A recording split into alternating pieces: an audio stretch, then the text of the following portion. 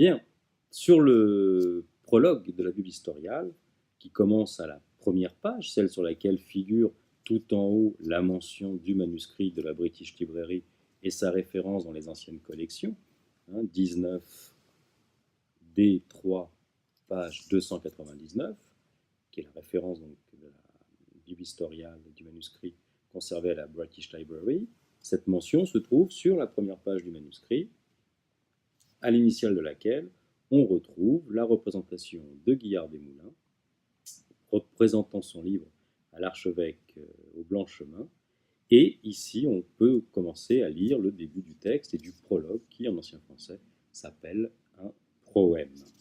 Alors, ce que je vous propose, c'est de commencer à déchiffrer ce manuscrit qui se trouve donc juste en dessous de la première miniature, qui représente, on s'en doute donc, comme je viens de le dire, Guillard des Moulins à Saint-Pierre-d'Aire sur la Lys, offrant son ouvrage à la postérité.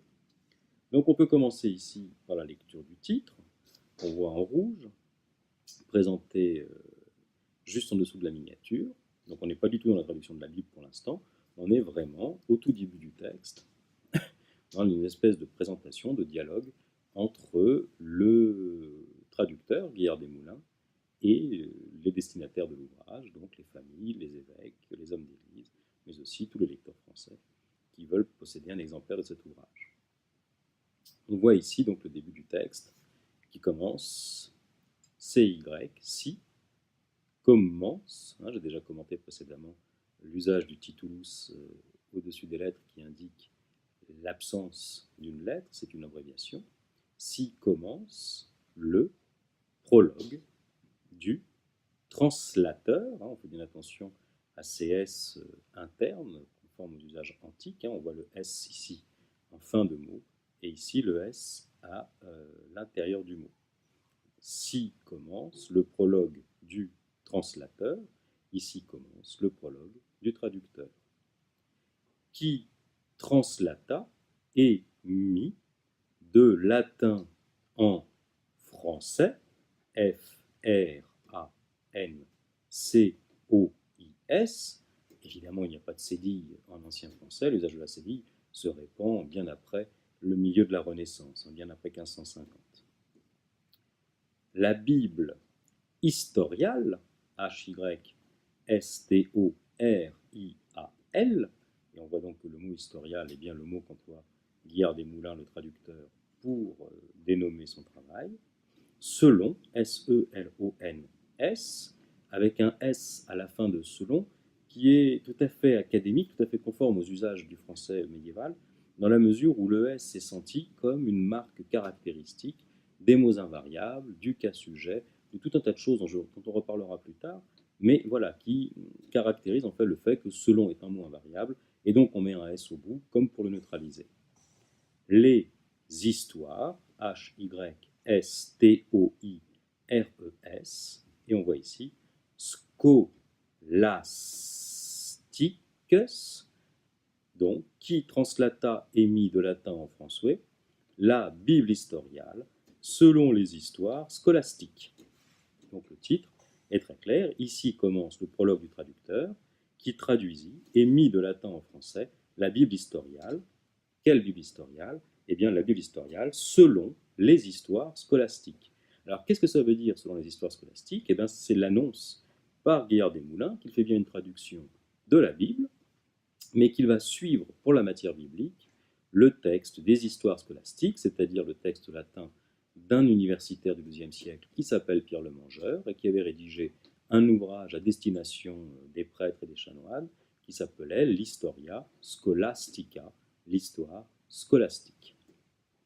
Le texte se poursuit donc avec la lettrine ici, qui est un magnifique P qui se poursuit, alors je me décale un peu pour vous le montrer, voilà, qui se poursuit tout le long, vous voyez en bleu ici, le trait qui se poursuit tout le long du texte, voilà, donc c'est une lettrine envahissante, richement ornée, et on voit à quel point ici le travail des équipes de Nicolas Tretiakov aux éditions des Saints-Pères a permis de reproduire les effets de l'or à l'intérieur du manuscrit. Et donc on voit ensuite le déroulé du texte, Donc on voit ici le déroulé du texte, P, et qui se poursuit ici sur le premier mot, O-U-R-C-E, pour ce, C-E, que, Q-U-E, le diable qui, chasse qu'un jour, pour ce que le diable qui chasse qu'un jour, alors E-N-O-R-D-I-S-T,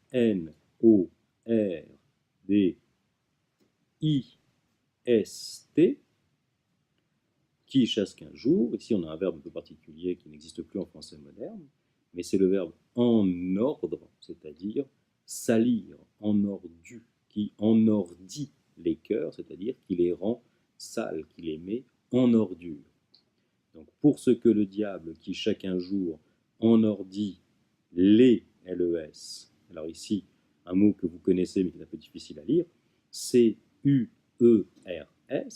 les cœurs des hommes, pour ce que le diable qui chasse qu'un jour enordit les cœurs des hommes et destourbe par oisiveté, destourbe, D-E-S-T-O-U-R-B-E,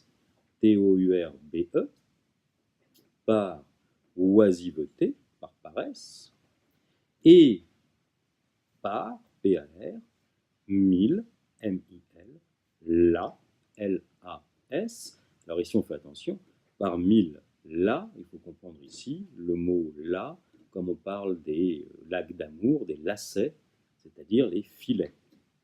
Et d'ailleurs, ça nous est confirmé dans le texte juste après, et par mille là, qu'il a tendu, T-E-N-D-U-Z, alors le Z est une ancienne abréviation médiévale qui était à l'origine utilisée pour graphier un son qui n'existait pas en latin, mais qui est apparu dans le courant de la naissance du français entre le 7e et le 9e siècle. C'est ce son tse, ou le son tse, ce qu'on appelle une afriquée, qui n'existe pas, et les copistes ont pris l'habitude de graphier ce son tse par cette ancienne lettre, le Z, qu'ils ont réintroduit dans l'orthographe. Et donc, par extension, l'usage du Z s'est répandu pour être, grosso modo, concurrent du S dans certains usages. Pensez par exemple à une forme comme amatis en latin, qui va devenir amats, amets, et ça vous explique pourquoi le Z est aussi présent dans la conjugaison après vous. Bref. Et par mille qui l'a tendu pour nous prendre entre ils en nos cœurs. Pour ce que le diable, qui chacun jour enordit les cœurs des hommes et destourbe par oisiveté, et par mille qu'il a tendu pour nous prendre, entre-il en nos cœurs. Parce que le diable, qui tous les jours salit les cœurs des hommes et les ressalit par paresse, et par les mille lacets qu'il a tendus pour nous prendre, il arrive à entrer dans nos cœurs, comme celui qui onque, O-N-C-Q avec le titulus S, le onque de l'ancienne langue, on ne dit plus ça aujourd'hui, mais cela signifie jamais. Donc par mille qu'il a tendu pour nous prendre, entre-il dans nos cœurs, comme celui qui onque ne cesse de guettier, G-A-I-T-T-I-E-R,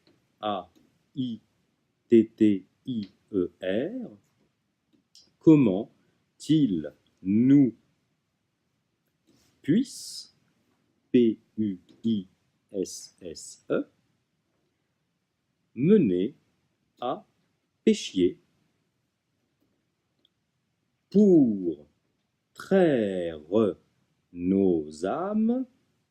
Alors ici, le mot traire est assez courant en ancien français, ça n'est pas le traire du français moderne, comme s'il s'agissait de traire les vaches, mais c'est le latin traere, traxi, tractum, celui qu'on nous dit, celui qu'on emploie par exemple quand on parle des attraits de quelqu'un, d'avoir le trait aux échecs, celui qui est présent lorsque l'on dit par exemple tirer un trait. Qu'est-ce que c'est qu'un trait? C'est quelque chose que l'on tire sur une page, ou un trait d'arbalète, c'est quelque chose que l'on tire parce qu'on le lance. C'est le sens ici de traire qui signifie attirer tirer. Donc pour traire nos âmes, pour attirer nos âmes. Et où est-ce qu'on les attire, les âmes? Où est-ce que le diable les attire? On le voit dans la suite du passage. Traire nos âmes à son puant enfer avec lui. Donc le passage ici, en entier, je reviens un peu plus haut, on voit ici. Pour ce que le diable qui chacun jour enordit les cœurs des hommes et destourbe par oisiveté, et par mille là qu'il a tendu pour nous prendre, entrer dans nos cœurs, comme celui qui onque ne cesse de guettier, comment il nous puisse mener à péchier pour traire nos âmes à son puant enfer avec lui. Alors, parce que donc le diable essaye de salir les cœurs des hommes par la paresse pour attirer nos âmes dans son puant enfer avec lui, eh bien que faut-il faire? Eh bien Guillard nous dit, est-il, on voit ici un mot un peu particulier, qui commence sur cette ligne-là et qui se termine ici, M-E-S, est-il mestier à nous, donc parce que le diable cherche à nous attirer, est-il métier à nous? Alors, être métier, c'est une vieille expression. Métier ici, c'est le mot besoin, ministerium. Ceux qui ont fait de l'espagnol ou qui connaissent des expressions d'ancien espagnol comme es menester que, il est besoin que, j'ai besoin que, il faut que, reconnaîtront ici la phrase, donc est-il métier? Il faut donc que. Être métier signifie avoir besoin. Donc, est-il métier à nous? Alors, qui sommes-nous ici? Eh bien, on voit ici Claire, C-L-E-R-S, et, ici facile, prêtre, P-R-E-S-T-R-E-S. Ici, vous voyez le S à l'intérieur du mot. C'est lorsqu'il disparaîtra de la prononciation, c'est déjà le cas en 1411, on commencera à le remplacer par l'accent circonflexe, qui est l'ancien signe de l'insertion. Est-il métier à nous, clercs et prêtres, de sainte Église, qui devons estre, E-S-T-R-E, lumière du monde, que nous, après nos heures et nos oraisons, nos heures et nos oraisons, ici, c'est nos prières et nos prières en quelque sorte. Les heures, ce sont les prières qu'on fait toutes les heures, et les oraisons sont les prières que l'on adresse. Entendons à faire aucune bonne œuvre. Alors, entendre, repenser au sens étymologique, intendere, tendre vers quelque chose. Donc nous entendons à faire aucune bonne œuvre, pas de contresens ici, ça ne veut pas dire qu'on entend mal de ne pas faire aucune œuvre, mais au contraire, c'est parce que le diable cherche à entrer dans nos cœurs et à nous piéger par 1000 filets qu'il tend pour nous tirer dans son puant enfer, que nous, clercs et prêtres, devons à chaque instant, par les heures et les horizons, entendre, c'est-à-dire tendre à faire une bonne œuvre, à faire quelque chose de bien. Alors, on continue, on voit ici donc tout le travail qui se met en place pour Guillard.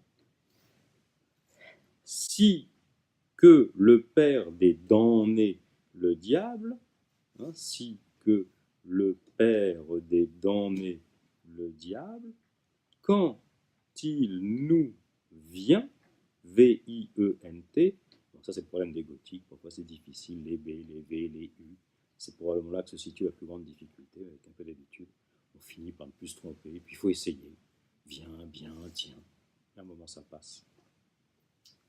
Assaillir de ces ordres temptation, de sorte que le père des damnés, le diable, quand il nous vient assaillir, quand il vient nous attaquer, de ces hordes, vous reconnaissez le mot ordure, comme tout à l'heure en ordi, de ces sales tentations, ne nous, alors ici on a une ancienne orthographe du verbe trouver, T-R-E-U-V-E, ne nous treuve, c'est comme ça qu'il faut le prononcer, mais c'est bien le trouver du français moderne, ne nous trouve, comment est-ce qu'il ne va pas nous trouver? Eh bien ici vous avez le mot oiseux, c'est-à-dire paresseux, qu'il ne nous trouve pas paresseux, par quoi il est occasion de légèrement entrer en nos cœurs. Comprenez bien ici, donc, de sorte que le père des damnés, le diable, quand il nous vient assaillir de ces sales tentations, qu'il ne nous trouve pas en situation de paresse grâce à laquelle il aurait une occasion d'entrer légèrement, c'est-à-dire facilement, en nos cœurs et nous faire choir en péchier. Premièrement par pensée et après par œuvre. Donc il va entrer dans nos cœurs et nous faire péchier, premièrement par pensée et ensuite, alors, vous savez, il y a 4 façons de pécher, en action, par omission. Ben ici, on va pécher par pensée et par œuvre. Alors, que devons-nous faire?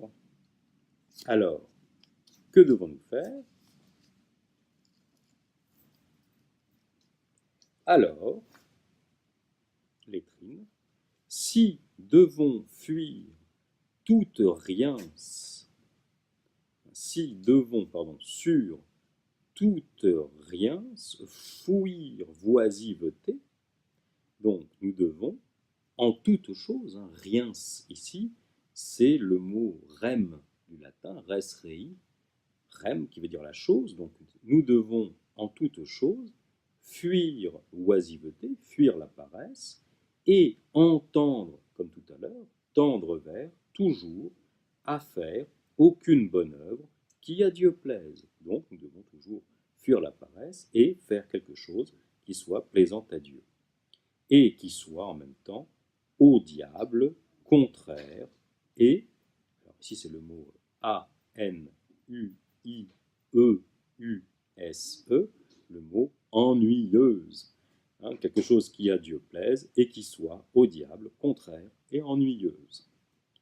Et pour ce que le diable, qui moult de fois m'a fait péchier par oisiveté, ne m'y puisse plus trouver, mais toujours embesoigné d'aucune bonne œuvre.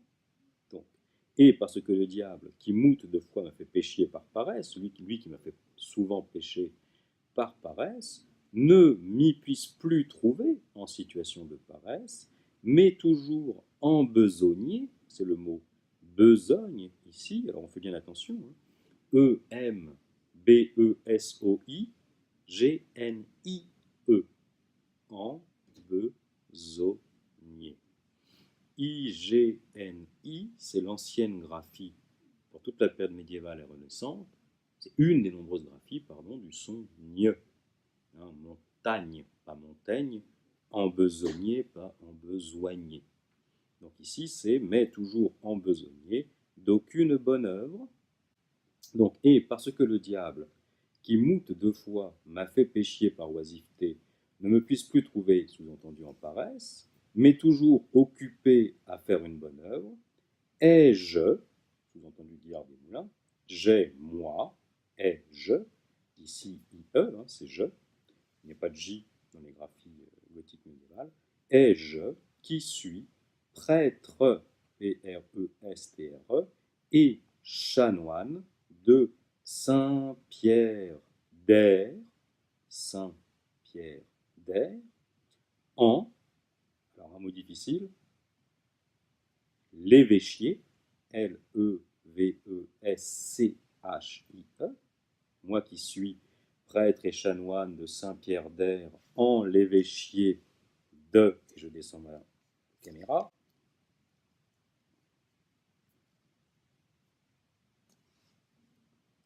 en l'évêchier de Terre-d'Anne et Guillard des Moulins suis appelé.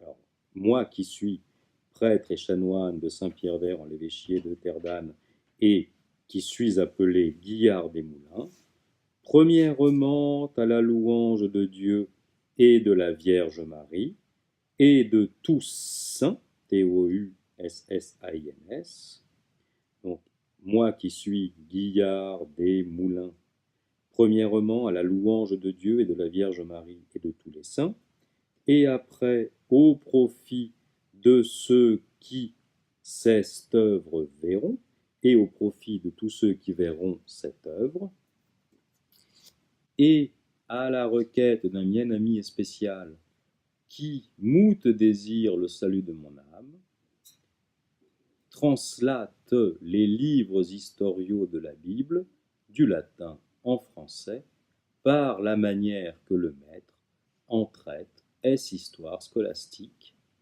en laissant ce dont il n'est métier de translater et en faisant pleinement le texte des livres historiaux selon la Bible. Si, prie à tous ceux qui ces translations liront, que s'il n'y a aucune chose à reprendre en l'ordonnance du français, qu'ils me tiennent pour excuse, et y veuillent mettre la lumière de leur correction, car sur l'âme de moi, je n'y ai rien mis, ne ajouté, fort pure vérité, si comme je l'ai trouvé au latin de la Bible et des histoires scolastiques. Et qui les voudrait regarder, on y pourrait trouver certainement la pure vérité de toutes ces translations, comment je les ai tirées du latin mot à mot, si comme il le raconte. Ici, il le raconte, c'est le latin. Or, rend grâce à Dieu de l'espace de vie et de la santé, et du tantet de sens qu'il m'a prêté, tant que j'ai les grandes œuvres et les santé parfaite et accomplie. Et prie à tous ceux qui l'auront, c'est-à-dire qu'ils l'entendront, c'est le verbe ouïr ici, qu'ils veuillent Dieu prier pour moi et pour celui, pour l'amour de qui je l'en prie, c'est-à-dire je l'ai commencé, qu'il nous veuille tenir en son service. Et après nos morts, nous devons régner avec les saints de paradis, celui qui vit et régnera pour les siècles des siècles. Amen. Enfin, témoignage émouvant, celui de la date, en l'an de grâce 1291, au mois de juin, auquel je fus né, et eus ne plus ne moins 40 ans accomplis, commençai-je ces translations, et les eus parfaites en l'an de grâce 1294 au mois de février, et en l'an de grâce 1297 au jour saint Rémi, fus-je élu et fait doyen de Saint-Pierre d'Aire, dont j'étais chanoine, si comme dit est devant. Si fine le prologue. Cette deuxième colonne est un peu plus difficile à comprendre, un peu plus difficile à travailler, parce qu'elle nous raconte finalement des choses plus personnelles sur Guillaume Desmoulins, sur le traducteur. Vous voyez à la fin qu'il parle de sa date de naissance, du moment où il a été élu chanoine de Saint-Pierre d'Aire. Il s'adresse directement à vous, s'il prie à tous ceux qui ces translations liront, que s'il n'y a aucune chose à reprendre à l'ordonnance du français, qu'ils me tiennent pour excuse et ils veuillent mettre la lumière de leur correction. Alors cette phrase, elle peut sembler anodine, mais elle ne l'est pas du tout, parce que lorsqu'il l'écrit en 1297, il autorise en quelque sorte ce qui va se passer jusqu'en 1550. C'est-à-dire que chaque copiste, chaque correcteur, chaque traducteur traduira, amendera, perfectionnera sa traduction. Et il témoigne de son honnêteté en rappelant qu'il a fait cette œuvre-là pour le salut de son âme et pour le salut de ceux qui la liront. Il termine sur les dates, sur la mention de sa date de naissance. Il explique finalement ce qu'il a voulu faire. C'est ici que se finit le prologue, c'est là que se termine le prologue, et vous voyez juste après la table des matières du livre de la Genèse. Si après sont par manière de table nommés les livres historiaux de la Bible, qui en livres sont translatés. Alors, qu'est-ce que ça veut dire? Ça veut dire que juste après, il y a les titres du livre de la Bible, et je vous rappelle ce que je vous ai déjà dit, à savoir que la numérotation en versets n'existe pas dans la Bible médiévale, et que les titres que vous trouvez en rouge à l'intérieur du texte de la Bible historiale sont en fait des titres qui sont empruntés à la façon qu'avait eu Pierre le Mangeur de raconter la Bible dans ses histoires scolastiques. C'est ici que se passe le mélange entre la Bible elle-même et la Bible de l'histoire scolastique telle qu'elle a été racontée par Comestor. Ce second tuto sur la Bible historiale, voilà ce que raconte le prologue, voilà comment on le déchiffre. Et puis j'imagine que maintenant vous commencez à être habitué à ces graphies un peu bizarres, à ces mots un peu anciens qu'on arrive à deviner.